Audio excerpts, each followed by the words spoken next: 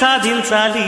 ఎవరేని అనుకున్నా నువ్వుండే రాజ్యాన రాజు నువ్వి, పంటు నువ్వి, మంత్రి నువ్వి, సైన్యం నువ్వి, ఏమైనా ఏదైనా నువ్వెళ్ళే బడిలోన పలక నువ్వి, పలప నువ్వి, ప్రశ్న నువ్వి, బదులు నువ్వి.